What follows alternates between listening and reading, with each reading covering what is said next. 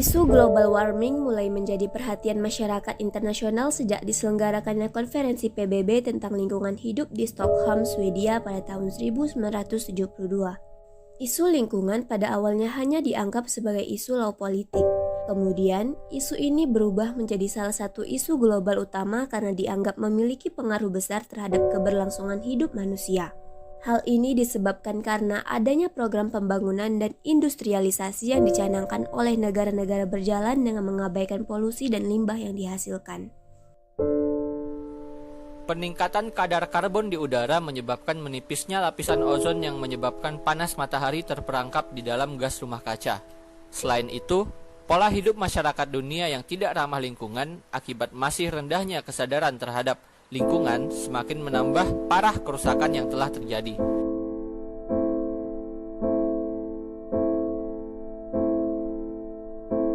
Pemanasan global yang disebabkan oleh manusia memicu mencairnya gletser di kutub secara drastis.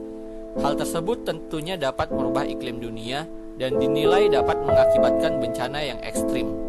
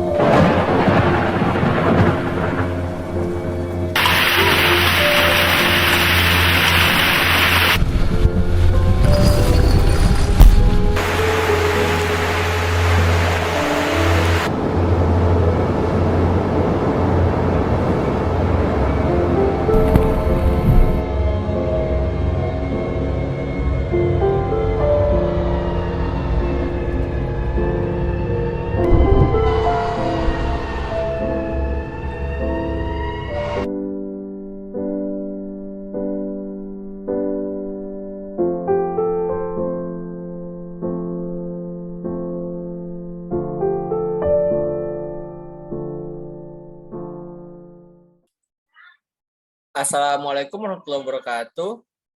Sebelumnya mungkin kita sudah melihat cuplikan video tentang isu global warming dan yang sudah terjadi. Mungkin sekarang kita bisa mulai diskusinya dari apa itu gletser. Nah, mungkin teman-teman ada pendapat masing-masing tentang ini. Mungkin ada yang bersedia menyampaikan pendapatnya mengenai gletser. Ya, Kiki, mungkin bisa disampaikan sekarang pendapatnya. Menurut saya, gletser merupakan suatu bongkahan besar kristal es, salju, batu, sedimen, dan seringkali air cair yang berasal dari darat dan bergerak perlahan menuruni lereng di bawah pengaruh berat dan gravitasinya sendiri. Istilah gletser berasal dari kata Prancis yaitu glacier yang artinya es. Karena itu gletser sering disebut sungai es. Itu saja dari saya. Baik, terima kasih Kiki atas pendapatnya mengenai apa itu gletser. Mungkin ada yang bisa menambahkan dari pendapat Kiki tadi? Ya, Putra, gercep sekali, mungkin bisa sampaikan tentang apa itu gletser. Melansir dari National Geographic, gletser terbagi menjadi dua kelompok, yaitu gletser alpin atau gletser gunung dan lapisan es. Gletser alpin terbentuk di lereng gunung dan bergerak ke bawah melalui lembah. Kadang-kadang gletser alpin membuat atau memperdalam lembah dengan mendorong kotoran, tanah, dan material lain agar tidak menghalangi jalannya. Gletser alpin ini ditemukan di pegunungan tinggi di setiap benua kecuali Australia, walaupun banyak di Selandia Baru. Terima kasih Putra atas pendapatnya. Mungkin ada lagi satu kali lagi teman yang bisa menambahkan atau melengkapi dari pendapat temannya sebelumnya.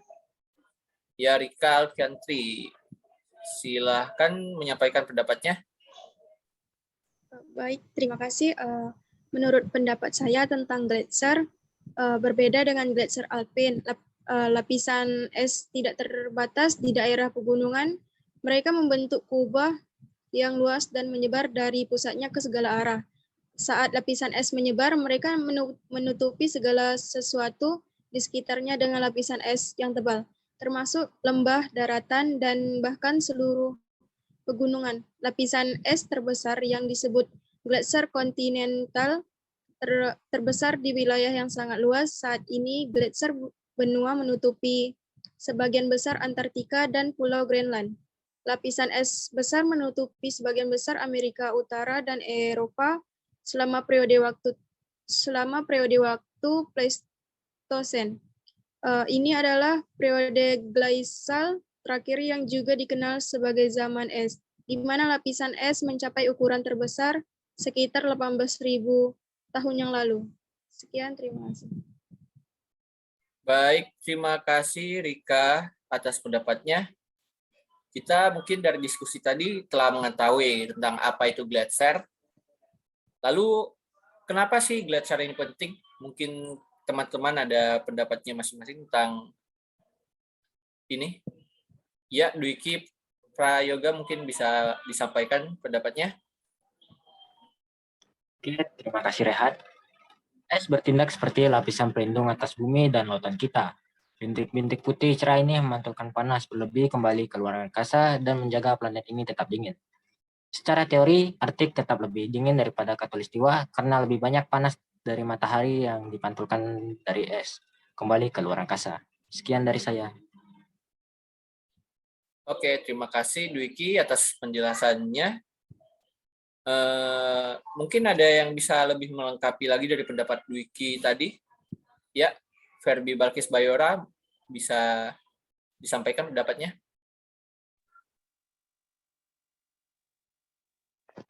Menurut pendapat saya, gletser di seluruh dunia dapat berkisar dari es yang berumur beberapa ratus hingga beberapa ribu tahun dan memberikan catatan ilmiah tentang bagaimana iklim telah berubah dari waktu ke waktu. Melalui studi mereka, kami memperoleh informasi berharga tentang sejauh mana planet ini memanas dengan cepat. Mereka memberi para ilmuwan catatan tentang bagaimana iklim telah berubah dari waktu ke waktu. Sekian pendapat saya. Baik, terima kasih Ferbi atas pendapatnya. Bagaimana dengan teman-teman lain? Mungkin ada tambahan lagi, satu lagi, tentang mengapa gletser ini penting. Ya, Titi, bisa disampaikan pendapatnya? Terima kasih Raihan. Saat ini sekitar 10% dari luas daratan di bumi ditutupi dengan es glasial. Hampir 90% berada di Antartika, sedangkan 10% sisanya berada di lapisan es Greenland. Pencairan gletser yang cepat di Antartika dan Greenland juga mempengaruhi arus laut, karena sejumlah besar air lelehan glasial yang sangat dingin yang memasuki perairan laut yang lebih hangat memperlambat arus laut. Dan saat es di daratan mencair, permukaan laut akan terus naik. Baik, terima kasih Titi atas penjelasannya tentang mengapa gletser itu penting. Mungkin dari diskusi tadi kita sudah mengetahui tentang pentingnya gletser. Lalu kita bergeser tentang apa sih perbedaan antara es laut dan gletser. Mungkin bisa saya sampaikan terlebih dahulu sedikit pengetahuan tentang ini. Es laut itu terbentuk dan mencair secara ketat di lautan, sedangkan gletser terbentuk di darat. Gunung es adalah bongkahan es glasial yang memecah gletser dan jatuh ke laut. Ketika gletser mencair, karena air itu disimpan di daratan, limpasan secara signifikan meningkatkan jumlah air di lautan, berkontribusi pada kenaikan permukaan laut global. Nah, mungkin dari teman-teman ada yang bisa melengkapi pendapat saya tadi. Ya, Kiki, bisa disampaikan pendapatnya? Es laut di sisi lain sering dibandingkan dengan es batu dalam segelas air. Ketika mencair tidak secara langsung mengubah tingkat air dalam gelas. Sebaliknya, menipisnya es laut kutub utara memicu sejumlah konsekuensi yang menghancurkan lainnya. Mulai dari menipisnya es yang tersedia di mana walrus dapat mengangkut keluar atau berburu beruang kutub hingga mengubah sistem cuaca di seluruh dunia dengan mengubah pola aliran jet. Baik, terima kasih Kiki atas pendapatnya. Mungkin dari situ kita bisa mengetahui tentang perbedaan antara es dan gletser. Terus, mengapa sih gletser ini mencair? Mungkin ada teman-teman yang mempunyai pendapatnya tentang ini. Ya, Rika Alfiantri, silakan dipersilakan.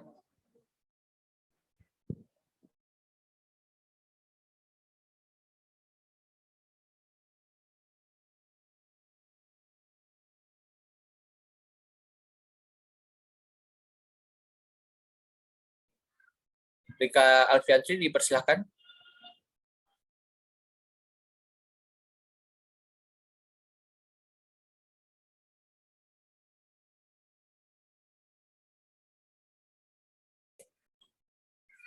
Rika Alfiantri, apakah dengar?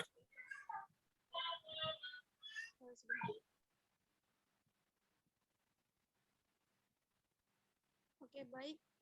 Sejak awal 1900, banyak gletser di seluruh dunia telah mencair dengan cepat. Aktivitas manusia adalah akar dari fenomena ini. Secara khusus, sejak revolusi industri, karbon dioksida dan emisi gas rumah kaca lainnya telah menaikkan suhu, bahkan lebih tinggi di kutub. Dan sebagai akibatnya, gletser dengan cepat mencair, membelah ke laut dan mundur di darat. Baik, terima kasih atas pendapatnya, Rika.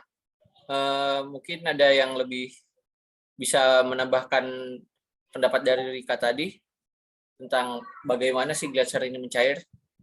Ya, Putra, silahkan menyampaikan pendapatnya. Oke, bahkan jika secara signifikan mengurangi emisi dalam beberapa dekade yang mendatang. Lebih dari sepertiga gletser yang tersisa di dunia akan mencair sebelum tahun 2100.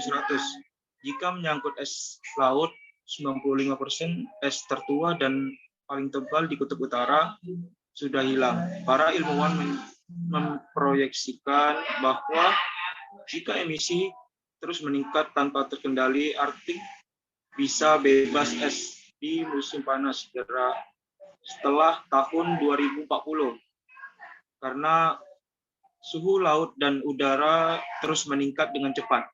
Sekian dari saya. Baik, terima kasih Putra atas pendapatnya tentang mengapa gletser mencair. Lalu kita sudah mengetahui tentang bagaimana gletser ini mencair. Lalu apa sih efeknya mencairnya gletser ini pada kenaikan permukaan laut? Mungkin ada teman-teman yang bisa menyampaikan. Ya, Diki, dipersilakan menyampaikan pendapatnya tentang ini. Baik, terima kasih Rehan. Gletser yang mencair menambah naiknya permukaan laut, yang pada gilirannya meningkatkan erosi pantai dan meningkatkan gelombang badai karena suhu udara dan laut yang memanas, menciptakan badai pantai yang lebih sering dan intens seperti angin topan dan topan. Secara khusus, lapisan es Greenland dan Antartika adalah kontributor terbesar kenaikan permukaan laut global. Saat ini, lapisan es Greenland menghilang 4 kali lebih cepat daripada tahun 2003 dan telah menyumbang 20% dari kenaikan permukaan laut saat ini. Sekian dari saya. Baik, terima kasih Dwiki atas penjelasannya tentang efek dari mencairnya gletser pada kenaikan permukaan laut. Lalu mungkin ada yang bisa menjelaskan lebih detail lagi tentang ini? Ya, Ferbi Balkis, dipersilakan menyampaikan pendapatnya.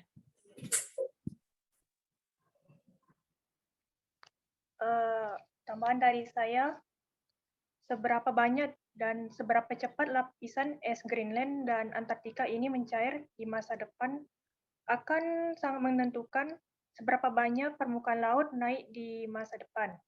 Jika emisi terus meningkat, tingkat pencairan lapisan es Greenland saat ini diperkirakan akan berlipat ganda pada akhir abad ini.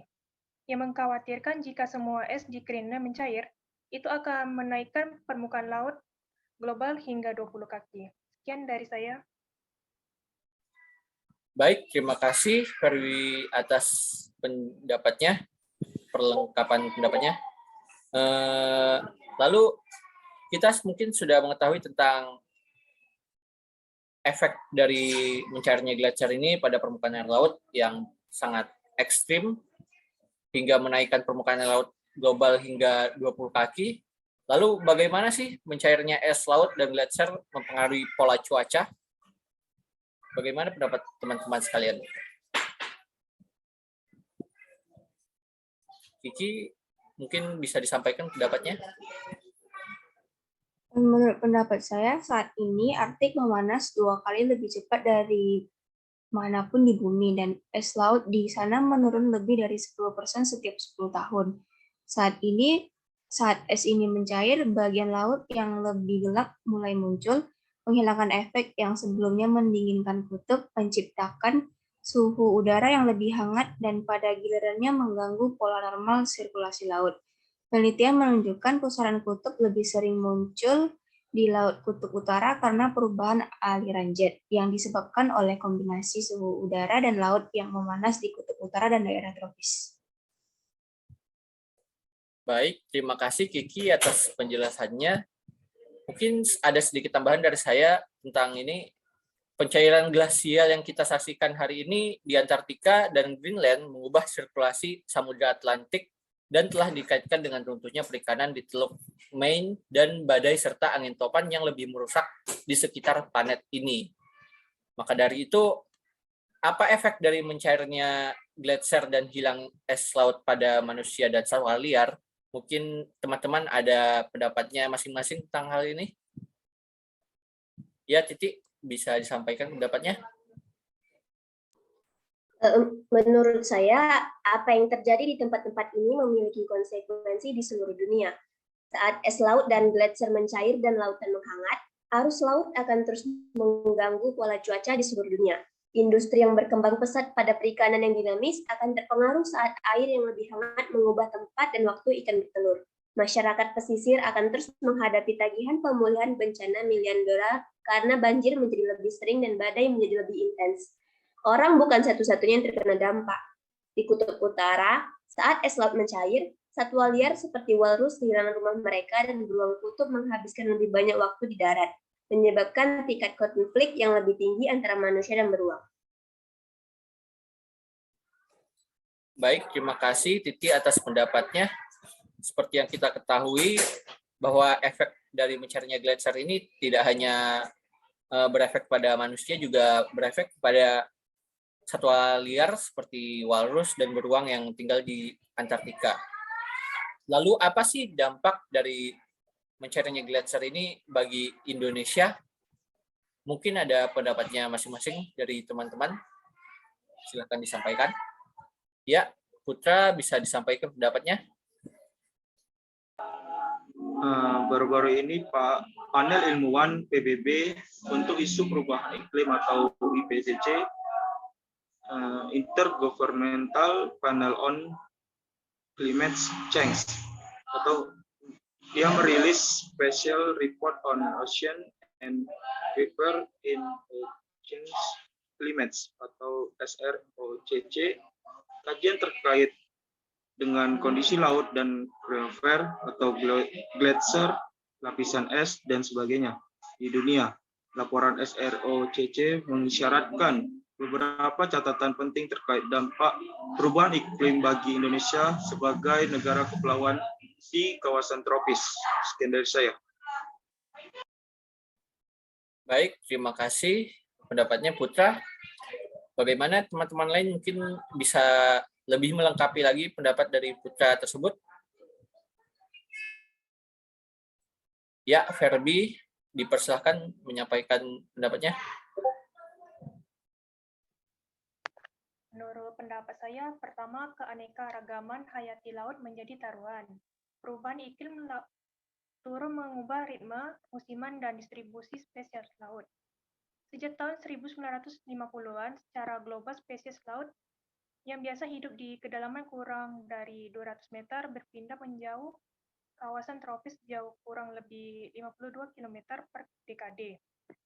Hal serupa juga jadi pada spesies laut dalam. Mengingat beragamnya spesies laut di Indonesia, maka perlu ada penelitian lebih lanjut tentang ritme musiman dan distribusi tersebut. Sekian dari saya, terima kasih. Terima kasih, Ferbi. Mungkin ada lagi yang mau menyampaikan pendapatnya tentang hal ini? Ya, Dwiki, dipersilakan menyampaikan pendapatnya. Oke. Yang kedua, laporan SROCC menekankan bahwa terumbu karang merupakan ekosistem laut yang paling sensitif dibandingkan dengan ekosistem lainnya seperti padang lamun dan mangrove.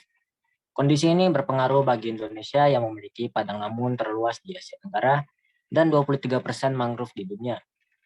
Menurutnya, jasa ekosistem lamun dan mangrove dapat mengurangi peran ekosistem laut pesisir dalam menyerap emisi karbon. Sekian dari saya.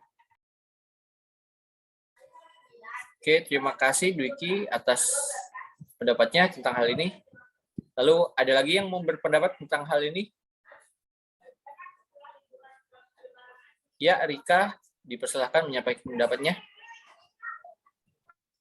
Baik, dampak bagi Indonesia yang ketiga yaitu pemanasan laut dapat menambah beban sektor perikanan dalam menghadapi isu overfishing dengan menekankan potensi tangkapan ikan maksimal hingga sekitar 30% di perairan Indonesia. Apabila emisi gas rumah kaca dibiarkan meningkat sepanjang abad 21, kombinasi antara pemanasan dan pengasaman laut juga berdampak negatif pada stok ikan dan binatang bercangkang seperti kerang, mutiara, dan lobster. Baik, terima kasih pendapatnya Rika Alfiantri. Mungkin seperti yang kita ketahui, kalau tidak semua adalah salah perubahan pada iklim. Untuk dapat mengambil langkah adaptasi yang efektif, kita perlu memahami berbagai penyebab degradasi lingkungan laut yang tidak selalu disebabkan oleh perubahan iklim. Salah satu contoh klasik adalah kenaikan permukaan laut di Jakarta yang lebih banyak disebabkan oleh penurunan permukaan tanah karena penyedotan air tanah. Contoh lainnya seperti SROCC yang membedakan fenomena pengasaman atau penurunan pH air laut antara pengasaman laut, ocean acidification, dan pengasaman pesisir atau coastal acidification. Mungkin selanjutnya ada yang ingin menyampaikan pendapatnya lagi? Ya, Putra, dipersilakan menyampaikan pendapatnya. Oke, pengasaman laut merujuk pada penurunan tingkat keasaman air laut akibat reaksi antara gas rumah kaca, CO2, dan air laut. Namun di kawasan perairan Indonesia juga terjadi pengasaman pesisir oleh aktivitas lokal manusia seperti pembuangan limbah sehingga laju pengasaman air laut lebih tinggi dari tren global. Solusi-solusi lokal seperti penanggulangan limbah yang efektif dan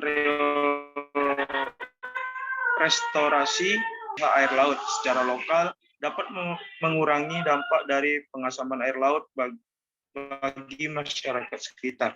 Sekian dari saya. Baik, terima kasih Putra atas pendapatnya. Mungkin sekarang kita sampai di apa sih yang bisa kita bantu untuk mencegah hal dari pemanasan global ini tentang Apa sih yang bisa kita bantu dari pengasaman laut atau segala yang terjadi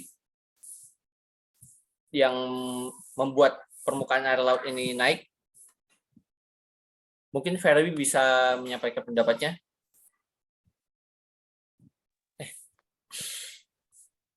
Menurut pendapat saya, tindakan tegas terhadap perubahan iklim berarti mempersiapkan masyarakat dampak yang terjadi sekarang.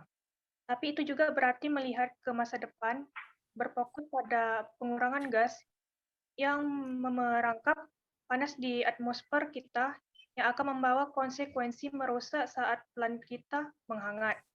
Kabar baiknya adalah bahwa individu dapat memainkan peran besar di kedua bidang hanya dengan beberapa perubahan sederhana. Sekian dari saya. Baik, apakah ada lagi pendapat yang ingin disampaikan dari teman-teman mungkin tentang apa yang bisa kita bantu ini? Ya, Rika bisa disampaikan pendapatnya. Baik, yang bisa kita bantu yang pertama itu menghubungi pejabat terlebih setempat untuk memenuhi apakah kota Anda memiliki rencana tanggap bencana untuk saat ini, menjaga keamanan dimulai dengan memiliki rencana yang kuat yang memanfaatkan beberapa alat terbaik, tetapi kurang dimanfaatkan yang harus kita lindungi atau komunitas. Dalam hal ini, pengurangan emisi kita dapat membuat beberapa perubahan sederhana pada rutinitas harian untuk menurunkan jejak karbon kita. Sekian. Baik, terima kasih Rika atas pendapatnya. Seperti yang Rika bilang tadi, untuk mencegah segala pemanasan global ini dan segala yang terjadi ini, mungkin kita bisa melakukannya dengan mengurangi emisi dan kita dapat mengurangi jejak karbon kita dengan mungkin menggunakan kendaraan listrik yang sekarang mungkin sudah mulai diproduksi. Dan